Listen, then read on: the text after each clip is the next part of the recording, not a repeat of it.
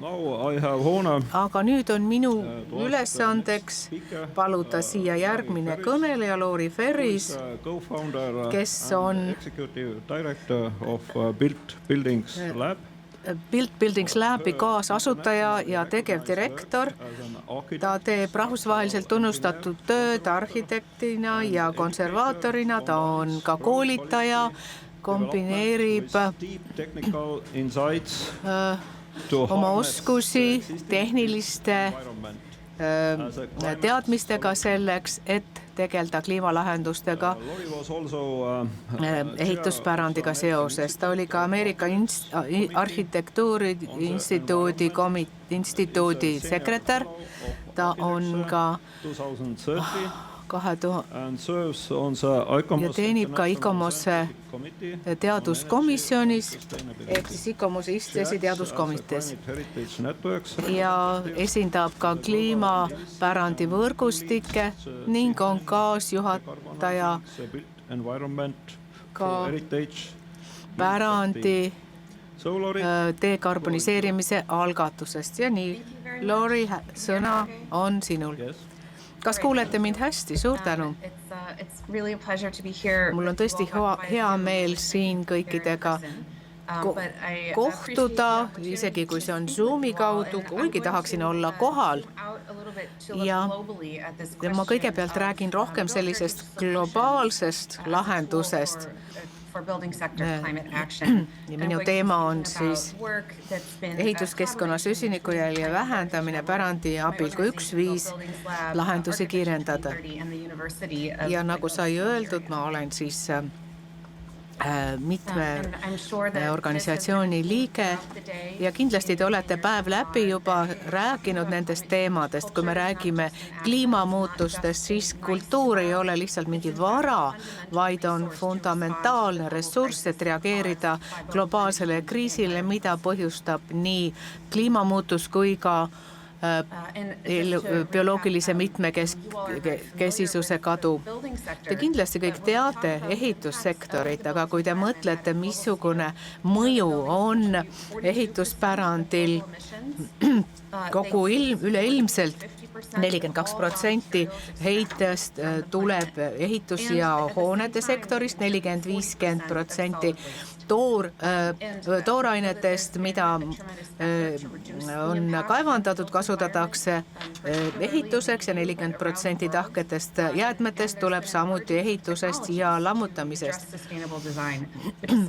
Ja vaatamata kõigile nendele jõupingutustele ja innovatsioonile saime me teada 2 nädalat tagasi, et meie iga-aastane heite määr ehitussektorist on kasvanud, vaatamata kõikidele edusammudele me ei liigu siiski tõhusalt edasi selleks, et ehitussektoris toimuv muudatus saaks toimuda, vajalik muudatus saaks toimuda.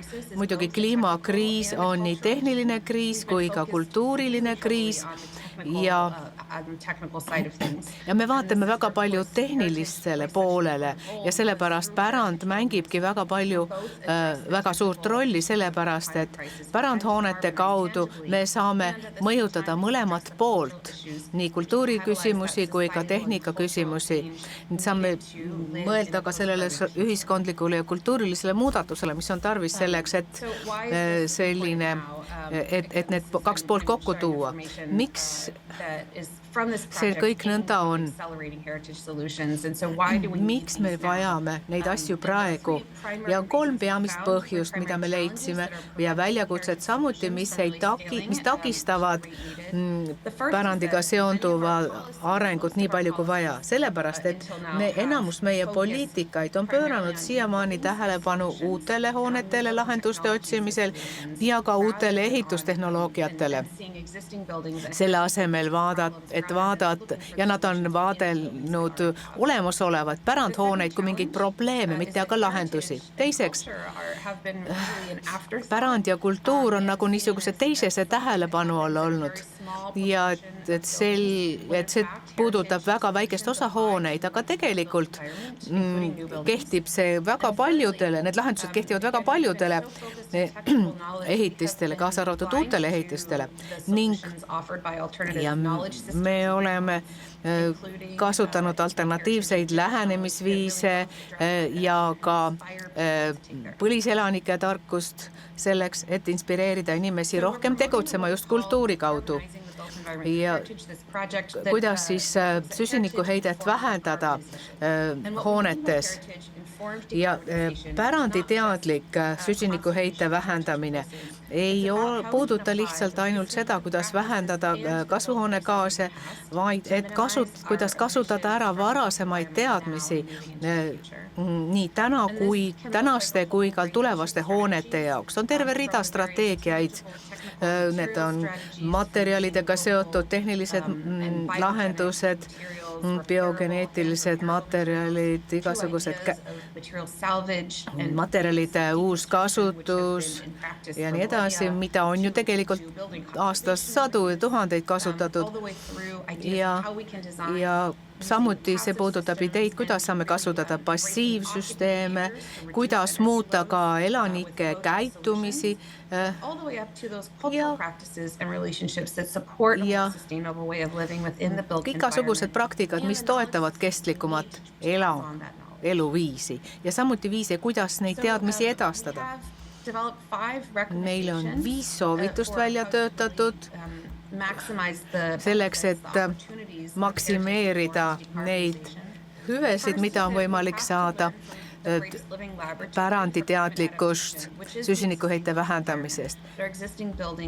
Näiteks olevad hooned näitavad, kuidas inimesed on elanud tasakaalus oma keskkonnaga juba aastatuhandeid.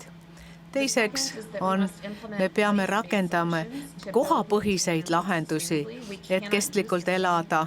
Me ei saa kasutada kõiki kõrgtehnoloogilisi lahendusi, mida me kasutame mingisuguses suurlinnas võrreldes mingi väikese paigaga. Nii et me peame reageerima ka sellele, missugune on vastava paiga kliima ja missugune on vastava paiga kultuur. 3. puudutab ringmajandust. Me peame selle jäätmete teema ümber mõtlema ehitusfondis. Samamoodi võib see kehtida ju hoonetes. Kõik me peaksime nägema meie olemasolevaid hooneid ja sellega seonduvad mitte jäätmete, vaid ressursina. Ning me peaksime seadma ka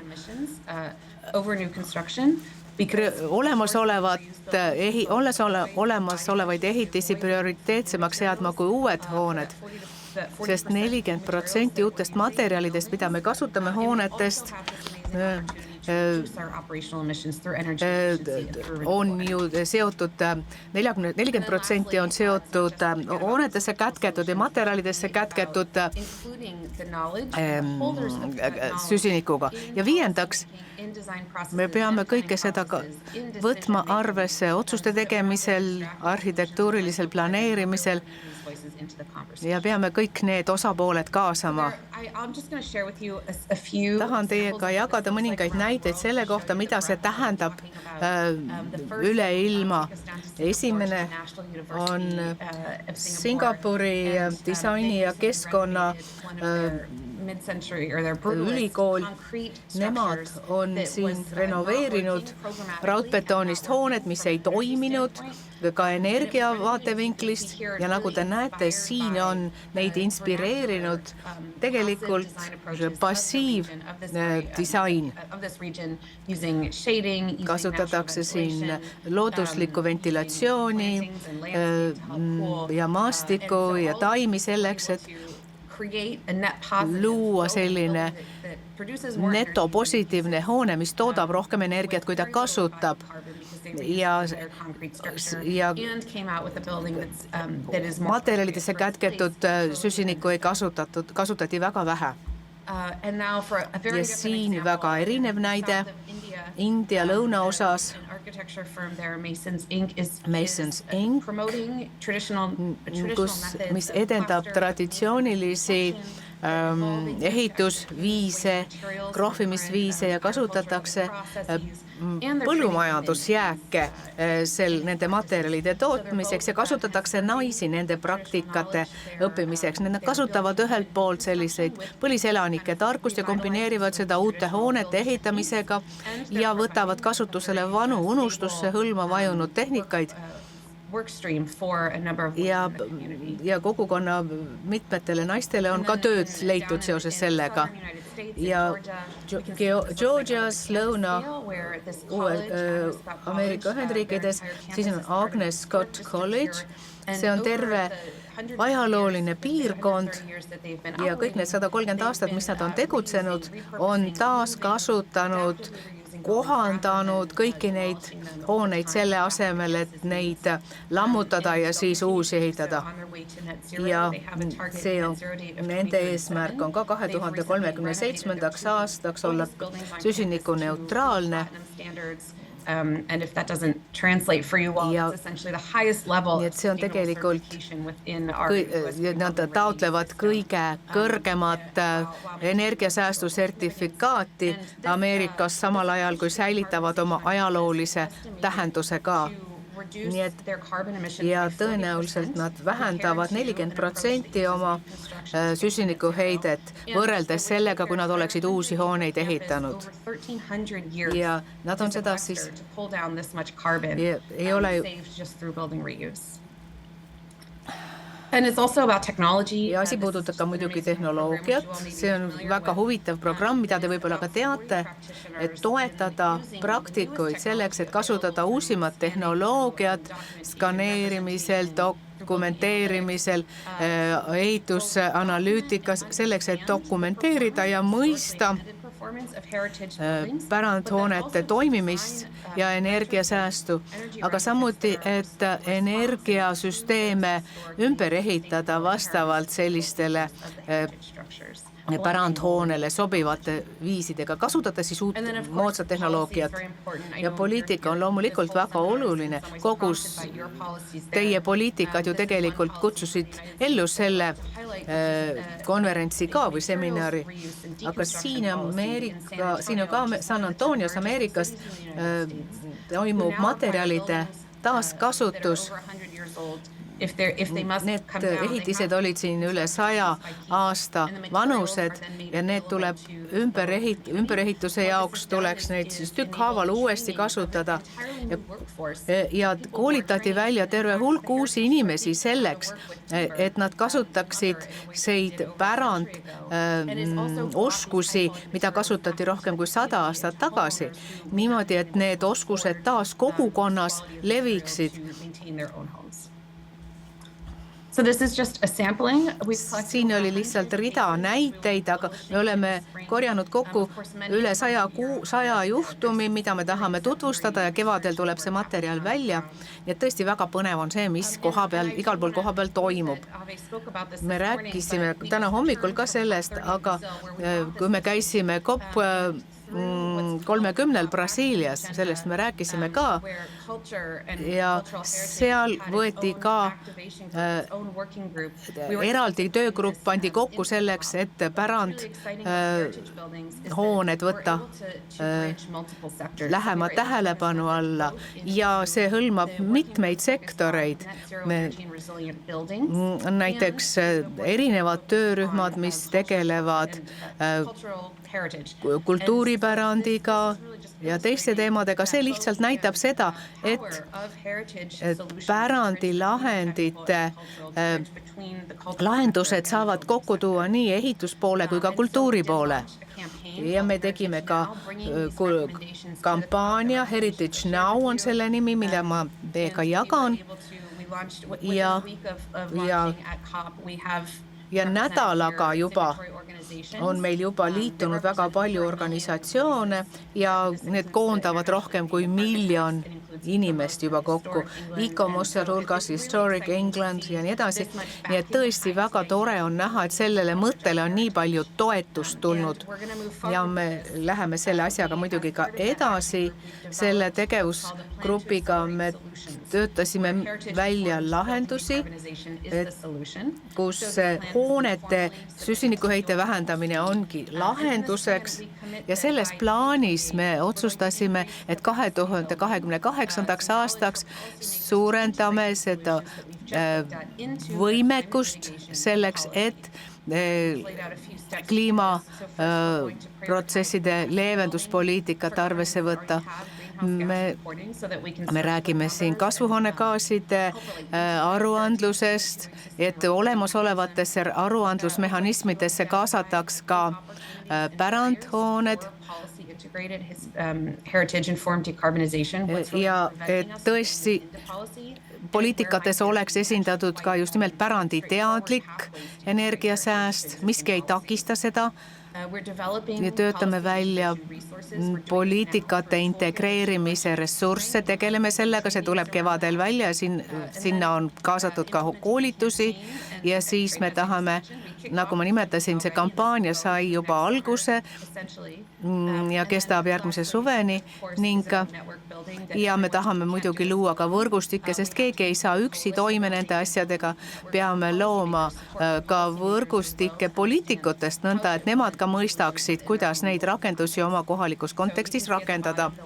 Nagu te näete, meil on juba selline vägev koalitsioon, mis viib meid edasi ja rakendamine algab just praegu. Ja lõpetuseks tsitaat COP30, mis oligi rakendamise COP osaliste konverents. See on rakendamise algus. Meil kõigil on siin oma roll mängida, võttes aluseks oma asjaolud ja võimed. Iga samm loeb. Ja me teame, et tegemist on väga kiireloomulise asjaga. Aeg on käes, et tõesti tegutsema hakata.